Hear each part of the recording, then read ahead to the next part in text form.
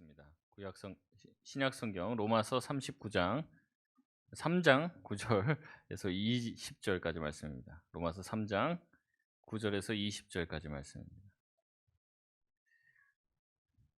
우리 한 절씩 교독하며 읽고 마지막 절 같이 읽겠습니다. 로마서 3장 9절에서 20절 말씀입니다. 그러면 어떠하냐? 우리는 나으냐? 결코 아니라. 유대인이나 헬라인이나 다 죄 아래에 있다고 우리가 이미 선언하였느니라. 의인은 없나니 하나도 깨닫는 자도 없고 하나님을 찾는 자도 없고 다 치우쳐 함께 모익하게 되고 선을 행하는 자는 없나니 하나도 없다. 그들의 목구멍은 열린 무덤이요 그 혀로는 속임을 일삼으며 그 입술에는 독사의 독이 있고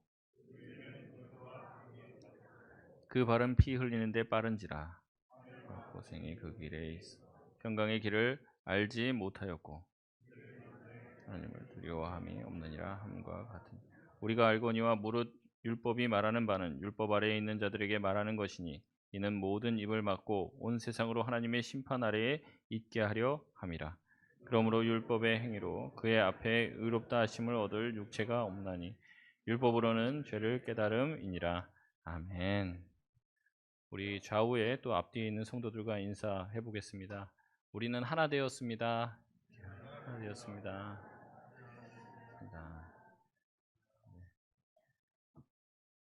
주님의 피로 우리가 하나 된 줄 믿습니다.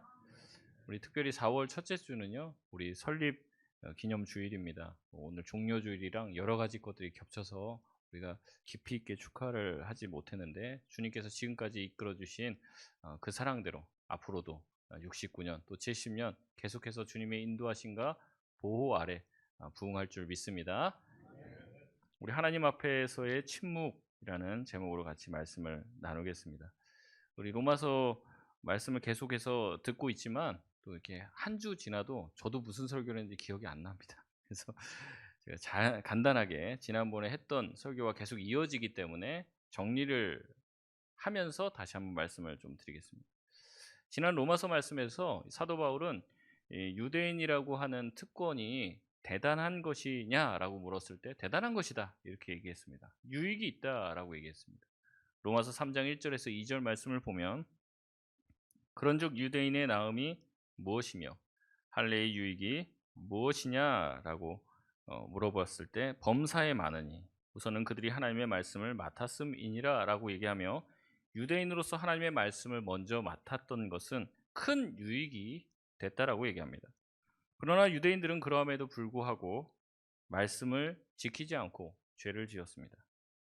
알고 지은 죄이기 때문에 죄의 질이 더 나쁜 것이죠. 유대인이라고 하는 특권을 가졌습니다. 율법을 먼저 맡았습니다. 그럼에도 불구하고 알면서도 죄를 지었으니 그 죄가 더 크다고 사도 바울은 이야기합니다. 그리고 나서 다시 한번 오늘 본문에서 1절에 했던 질문을 반복합니다. 9절 말씀인데요. 같이 읽겠습니다. 시작. 그러면 어떠하냐? 우리는 나으냐? 결코 아니라. 유대인이나 헬라인이나 다 죄 아래에 있다고 우리가 이미 선언하였느니라. 아멘. 1절 2절에서요. 바울은 우리는 나으냐라고 했을 때 범사에 많다. 유대인들이 더 나은 게 바울도 유대인이거든요. 유대인이 나은 게 범사에 많다라고 1, 2절에서는 얘기했는데 9절에서는 우리는 나으냐? 결코 아니다라고 얘기하면서 정반대의 이야기를 하고 있습니다. 왜 그렇습니까? 유대인이나 헬라인이나 결국엔 다 죄를 짓고 죄의 지배 아래 가운데 있으니 똑같다고 얘기하는 거죠. 물론 유대인들은 헬라인보다 낫습니다. 먼저 말씀을 맡았기 때문에 그렇습니다. 그러나 바울은 9절에 결코 아니다라고 하는 반대 대답을 하면서 결국에 우리 모두는 죄를 지었고 죄를 지은 죄인이란 면에서는 다를 게 없다라고 말을 하고 있습니다. 이 부분을 주석하면서 팀 켈러 목사님은 예를 하나 드는데요. 이렇게 얘기합니다. 하와이에서 일본까지 헤엄쳐 가려는 세 사람을 떠올려 보자. 하와이에서 일본까지 헤엄쳐서 세 사람이 간다고 합니다. 첫 번째 사람은 수영을 전혀 할 줄 모르기 때문에 바닷물에 들어가자마자 버둥대다 가라앉는다. 다음 사람은 수영을 조금 할 줄 알아서 자신의 키높이까지 허우적거리다가 결국 빠져 죽는다. 마지막 사람은 수영대회 우승자로 오랜 시간 동안 수영을 잘할 수 있었다. 그렇지만 4km 지점에서 지치기 시작했고 6km 지점에서는 익사했다.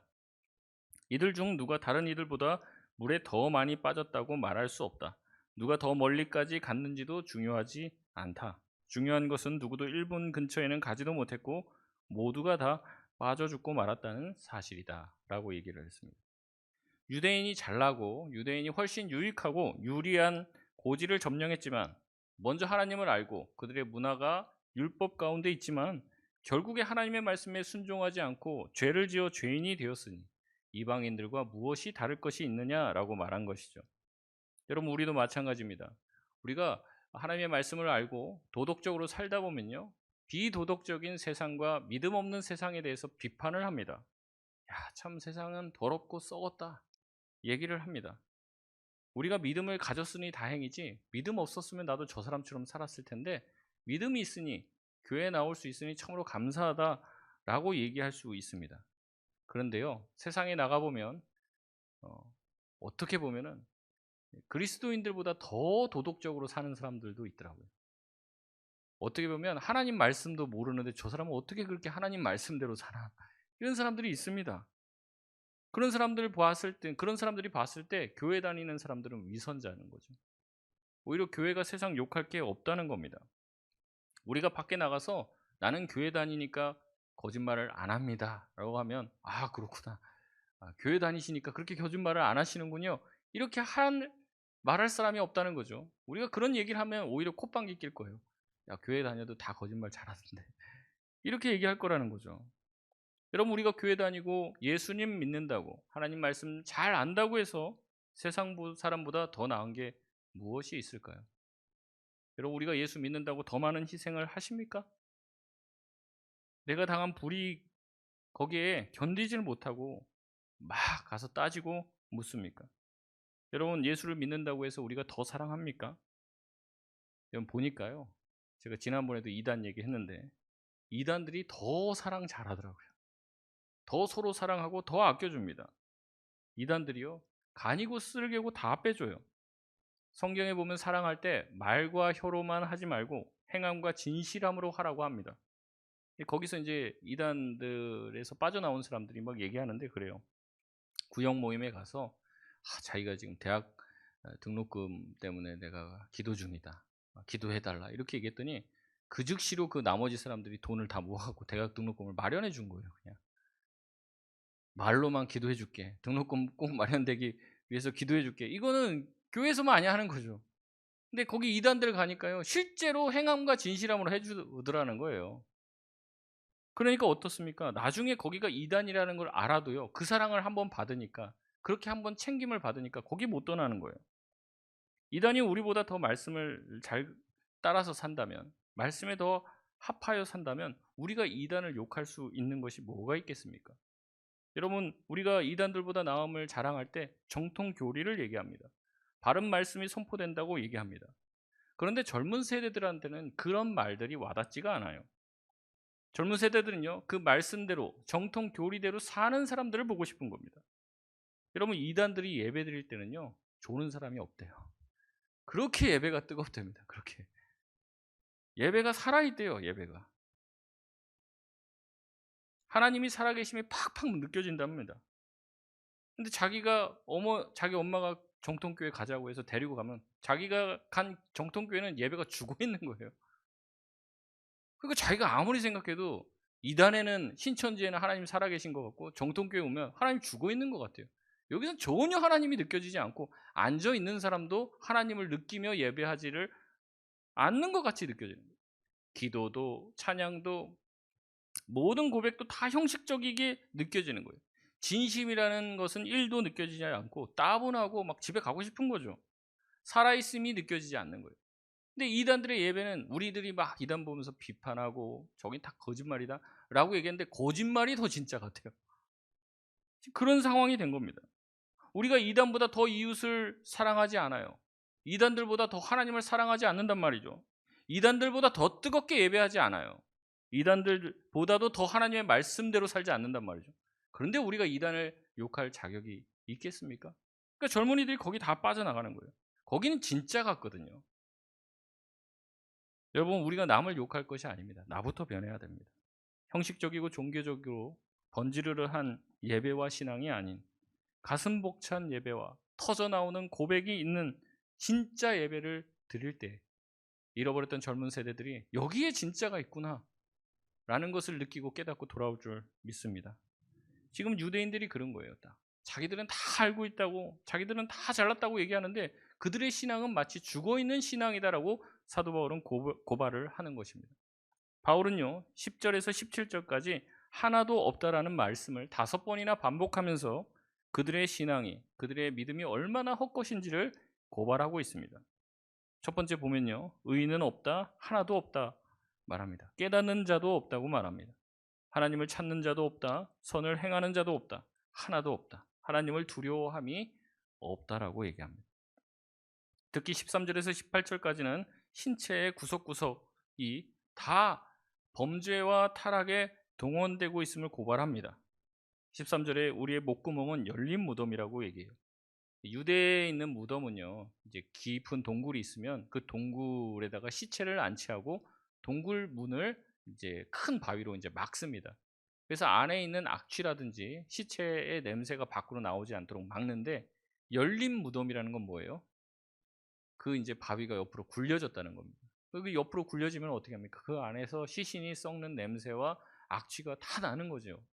근데 우리 목구멍이 뭐라는 거예요? 이런 열린 무덤과 같다는 얘기죠.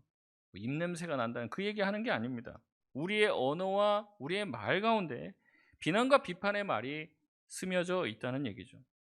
또 우리의 혀는 속임이라고 합니다. 이 속임이라는 단어는요, 미끼라는 단어입니다. 미끼. 낚시를 해보셨으면 알겠지만 이 미끼를 그 낚시 바늘에다 낍니다. 그러니까 미끼라는 게 뭐예요? 그 먹이처럼 보이는데 그걸 먹어보면 거기는 그 물고기를 잡아 죽이는 가시가 들어가 있는 거죠. 근데 물고기는 그게 몰라요. 거기가 이제 먹이인 줄 알고 그걸 덥석 물죠. 근데 그게 자기의 죽음을 초래하는 것입니다. 우리의 혀가 속임이라고 얘기합니다. 미끼는 바늘 속에 숨긴 속임이죠. 우리의 혀가 남을 축복하는 것 같지만 그 안에는 남을 망가뜨리고 죽이는 일을 한다는 겁니다. 입술에는 독사의 독이 있다고 얘기합니다. 부드러운 입술은 좋은 말을 의미합니다. 좋고 그 사람을 세워주는 말인 것 같죠. 여러분, 세상이 이러한 부드러운 입술의 어떤 아름다운 말로 치장하고 있는 말을 우리에게 전합니다. 그것이 행복이라고 얘기해요. 이것을 얻고 이것을 추구하면 너희가 행복해질 것이라고 얘기합니다. 그러나 그것은 그 안에 독이 들어있어 우리를 반드시 멸망의 길로 이끈다는 거죠. 입술에 대해서 얘기합니다. 입술은 저주와 악독이 가득하다고 말합니다. 늘 적개심을 품고 기회가 있으면 비난의 화살을 당기려고 하는 것이 우리의 입이라고 얘기하는 거죠. 우리의 발은 피 흘리는 데 빠르다고 말합니다. 평강의 길을 알지 못하고 우리가 선한 일을 하는 것을 얘기했을 때는 빨리 결정하지 않아요. 이런 일 좀 한번 해봅시다. 집사님, 권사님, 이런 일 좀 한번 해봅시다. 그럼 뭐라고 해요? 기도 좀 해보겠습니다, 목사님. 뜸을 들입니다. 근데 죄 짓는 일에는 우리가 결정이 빠르고 판단이 빠르다는 겁니다. 그 일을 신속하게 하려고 한다는 것이죠. 우리의 눈은 어떻습니까? 다른 어떤 좋은 것들은 다 보면서도 하나님은 보지 못합니다. 그러니 하나님 두려운 줄 모르고 사는 것이죠. 여러분, 이 죄의 목록에서 자유할 수 있는 사람이 누가 있을까요? 바울은 마치 우리 자신을 다 훑어본 것처럼 고발하고 이야기합니다. 바울이 하려고 하는 말은 무엇입니까? 모든 사람들은 그들이 어떤 인종을 가졌든지 그것과 상관없이 전적으로 죄인이며 죄와 죄인에게 내리는 하나님의 의로운 심판 가운데 있음을 이야기합니다. 바울은 이런 이야기를 쭉 한 다음에요, 19절에 우리는 안다, 우리가 다 인정하는 것이다 라는 말로 19절 말씀을 시작합니다. 우리 19절 말씀 같이 읽겠습니다. 시작. 우리가 알거니와 무릇 율법이 말하는 바는 율법 아래에 있는 자들에게 말하는 것이니 이는 모든 입을 막고 온 세상으로 하나님의 심판 아래에 있게 하려 함이라. 아멘. 율법 아래에 있는 자는 유대인들을 말합니다.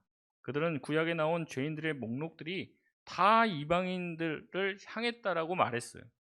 그렇지만 사실은 그 말씀 대부분이 그들의 조상인 유대인들을 향한 지적이었고 결국 이게 자신들에게 향한 지적이었음을 애써 모른 척하며 살았습니다. 근데 사도 바울은 이것을 들춰내는 거죠. 이 항목들 가운데 너희들도 솔직히 다 인정하는 것 아니냐? 우리는 안다. 우리가 아니라고 얘기하지만 우리는 다 아는 바다. 나도 유대인이기 때문에 내가 잘 안다. 뭐라는 거예요? 이런 모든 죄악에서 우리가 피해 나갈 길이 없고 이런 죄인이 바로 우리라는 사실을 사실상 알고 있다는 거죠. 바울은 율법이 유대인들로 하여금 모든 입을 막고 하나님의 심판대 앞에 유죄로 드러나게 하려고 한다고 말합니다. 마치 법정에서 변명하던 자가 검사가 명백한 증거를 제시하면 입을 닫고 할 말을 잃어버리듯이 유대인은 온갖 논리로 자신을 방어하지만 바울은 그 여지까지도 다 끊어버리며 구약에 있는 모든 부분들을 인용하며 하나님이 율법을 너희에게 준 것은 너희의 그 변명을 다 닫게 만들려고 준 것이다라고 이야기를 합니다. 여러분, 그렇다면 왜 하나님은 율법을 주셔서 유대인들의 입을 닫으려고 한 것일까요? 20절 말씀입니다. 같이 읽겠습니다. 시작. 그러므로 율법의 행위로 그 앞에 의롭다 하심을 얻을 육체가 없나니 율법으로는 죄를 깨달음이니라. 아멘. 바울은 결론적으로 율법의 행위로는 하나님 앞에 의롭다 할 사람이 없다는 것을 깨닫게 해주시려고 율법을 주셔서 너희들의 죄를 고발하고 있다고 결론 내립니다. 바울은 유대인들의 약점만을 찔러요. 여러분, 그 이유가 무엇입니까? 유대인들에게 잘난 척하지 말라고 하는 것일까요? 물론 일부 그런 것도 있습니다. 그러나 궁극적 이유는 무엇이냐면 유대인들이 굉장히 잘난 자들이 아니라 죄인이라는 것을 철저하게 깨닫기를 원하여 이런 가슴 아픈 지적을 하고 있다는 겁니다. 지금 다시 한번 우리가 또 처음으로 돌아가세요. 사도 바울이 이 편지를 누구에게, 이 로마서를 누구에게 쓰고 있고 어떤 상황에서 쓰고 있는지를 다시 한번 기억해야 되는데 이미 다 들으셨겠지만 까먹으셨을까 봐 다시 말씀드리면 로마 교회를 처음에 누가 세웠다고 그랬어요? 이 유대인 신자들이 세웠습니다. 유대인 신자들이요, 로마로 이주해서 로마의 로마 교회를 세운 거예요. 개척 멤버들입니다. 그래서 로마 교회를 세우고 전도를 한 거죠. 그래서 이방인 신자들이 들어왔어요. 그래서 교회의 핵심 멤버는 유대인 신자들이고 그 다음에 교회 전체를 이루고 있었던 건 이방인 신자들이었습니다. 근데 이제 로마 황제가 바테네 추방령으로 이 유대인들을 다 로마에서 쫓아보냈단 말이죠. 그러니까 로마에 있던 이 유대인들이 다 로마에서 살 수가 없게 된 거예요. 그러니까 이제 로마 교회의 핵심이 다 빠진 거죠. 그러니까 이방인들이 이제 다 들어왔습니다. 그래서 이방인들이 모든 주도권을 다 가지고 핵심 멤버가 돼갖고 교회를 운영하고 있었어요. 이런 지 몇 년이 지난 겁니다. 몇 년이. 그리고 나서 이제 추방령이 풀리고 유대인들이 다시 돌아오게 됐어요. 돌아왔는데 자기가 옛날에 새신자 교육하던 사람들 있잖아요. 그 사람들이 또 다 장로가 돼 있고 권사가 돼 있고 이런 거예요. 교회 중직들을 다 맡고 있는 겁니다. 그러니까 자기가 처음 왔을 때 새가족이라고 막 창세기도 모르고 뭐 가나다도 모르고 이런 사람들 자기가 다 교육시켰어요. 그랬던 사람들이 지금 다 교회 중직을 맡은 거예요. 그러니까 이 사람들 보기에는 어떻습니까? 어이가 없는 거죠. 그런데 이제 지금 어떻습니까? 그 사람들 몰아내고 자기네들이 이제 교회를 핸들링 할 수가 없잖아요. 그러니까 자꾸 교회 옆에서 자꾸 무슨 말을 하는 거예요. 저 옛날에 내가 가르쳤던 애인데 지금 저런 애. 아이고, 교회 온 지 얼마나 됐다고, 몇 년이나 그렇게 율법은 좀 읽어봤어? 뭐 모세오경 좀 알아? 뭐 이렇게 얘기하는 거예요. 뭐 할례 받았어? 뭐 이런 얘기 계속 하는 겁니다. 옆에서 계속. 그 사도 바울이 얘기하는 거예요.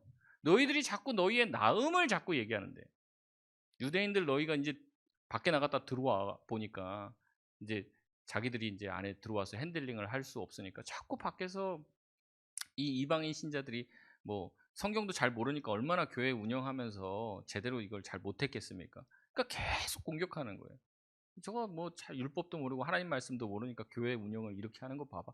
그러면서 계속 온갖 얘기들을 하는 거예요. 우리가 율법 잘 알고 있어. 우리는 율법을 잘 지키고 있고 우리는 심지어 할례도 받았고 예수도 믿었다.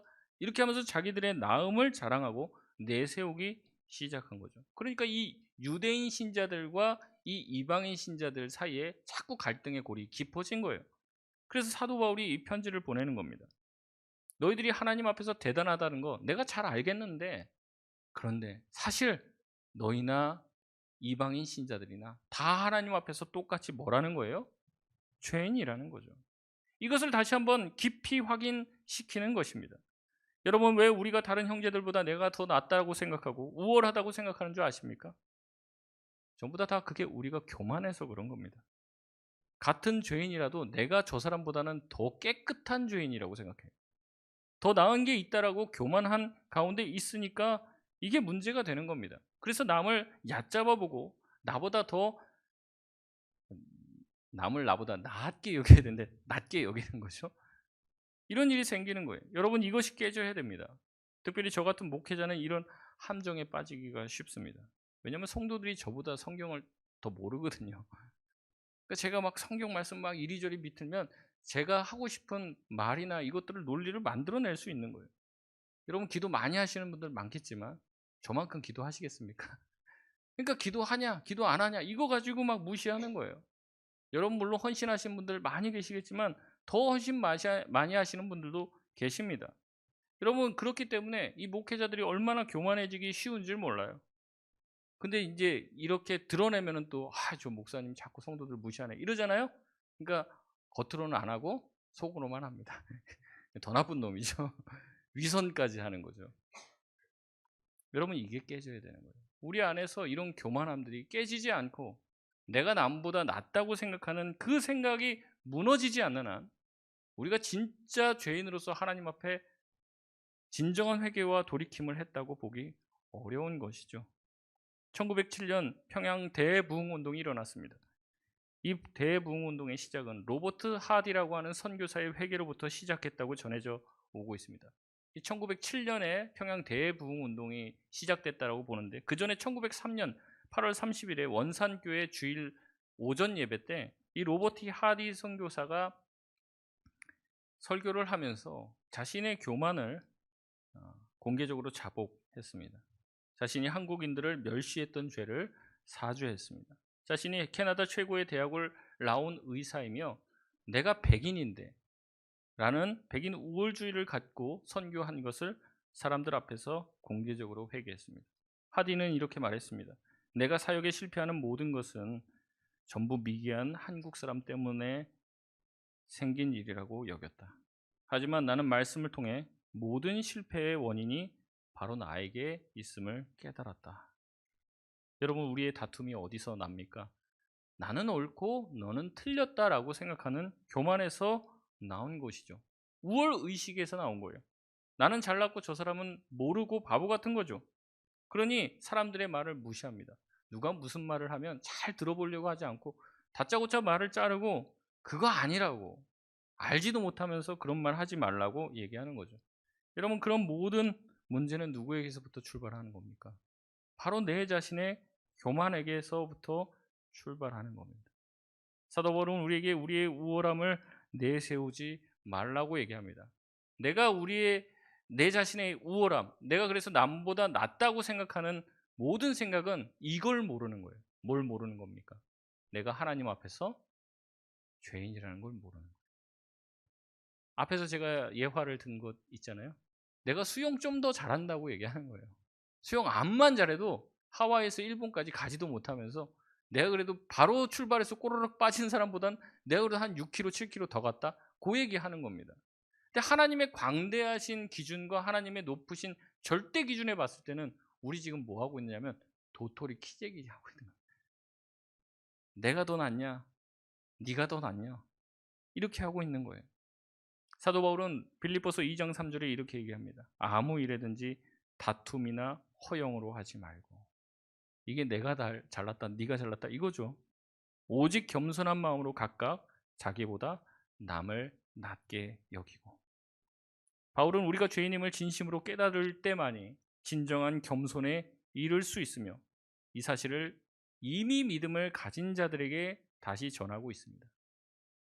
그러니까 이 지금 유대인 신자들은요, 예수님을 모르는 사람들이 아니에요. 다시 기억해야 되지만 예수님을 아는 사람들입니다. 믿는 사람들이에요. 근데 그들에게 다시 뭐라고 얘기하는 거예요? 너희가 죄인이라는 거 기억해. 너희가 왜 교만한 줄 알아?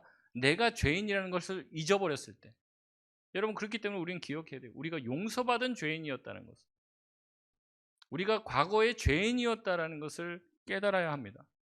우리 주변에 뭔가 좀 잘 못하시는 분들이 계신가요? 뭔가 믿음대로 믿음의 결단을 잘 못하시는 분 있다면, 야, 뭐 주일 성수도 못해? 이렇게 할 게 아니에요. 아, 나도 예전엔 저 모습이었지. 나도 예전엔 저 모습이었지. 저 사람을 위해서 기도가 필요하구나. 우리가 그렇게 생각해야 한다는 거죠. 여러분, 우리가 잘나서 이 자리에 있습니까? 내 힘과 노력으로 믿음을 가지게 됐습니까? 다 주님이 주신 줄 믿습니다. 우리가 믿으려고 해서 믿는 게 아니라 믿어지잖아요. 뭐 어떡하겠습니까? 믿어지는데. 누군가는 아직 때가 되지 않아서 그 믿음이 생기지 않았어요. 그럼 그들을 위해서 우리가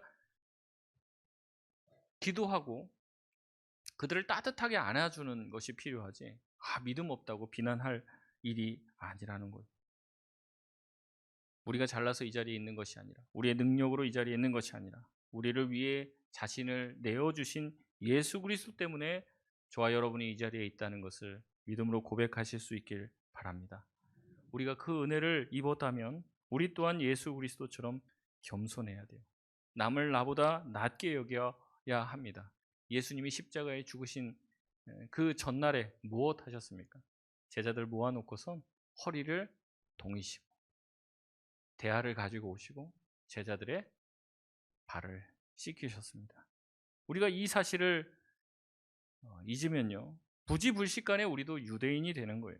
이방 신자들을 정죄하고 이방 신자들이 하나님의 말씀을 잘 알지 못한다고 정죄하고 내쫓으려 한다면 예수님의 그 십자가를 헛되게 만드는 것입니다. 다시 한번 주님의 십자가를 기억할 수 있길 바랍니다. 그 십자가 앞에서 죄인이 아닌 사람이 없습니다. 그 앞에 서면 예수님이 왜 죽임을 당하셨는지 기억하는 거죠. 예수님은 죽으신 게 아니라 죽임을 당하셨습니다. 누구 때문에 죽임을 당하셨습니까? 나의 죄 때문이죠. 나의 죄 때문에. 저와 여러분 한 사람만 있어도 저와 여러분 한 사람을 살리기 위해서 예수님은 십자가에 죽임을 당하셨을 겁니다. 그렇기 때문에 나는 십자가에 예수님을 죽인 예수님의 어떻게 보면 원수죠. 그럼에도 주님은 우리를 사랑해 주셨습니다. 그 십자가 앞에 설면 입이 10개라도 할 말이 없는 거죠. 누가 더 잘났다고 무슨 이야기를 할 수 있겠습니까? 나를 위한 십자가 앞에서 우리가 할 수 있는 것은 우는 것밖에 없죠. 우리가 주님 앞에 자랑할 것이 아무것도 없다는 겁니다.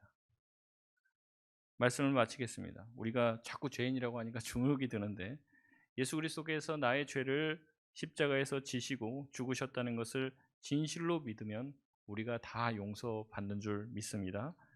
그러나 그렇다고 해서 또한 착각해서는 안 됩니다. 한때 우리가 예수님을 십자가에 못 박았다는 것을 잊지 않고 겸손함으로 날마다 십자가의 길, 순교자의 삶을 살아갈 수 있는 우리 송파동교회 모든 성도들 되시길 주의 이름으로 소원합니다. 우리 찬양하고 기도하겠습니다.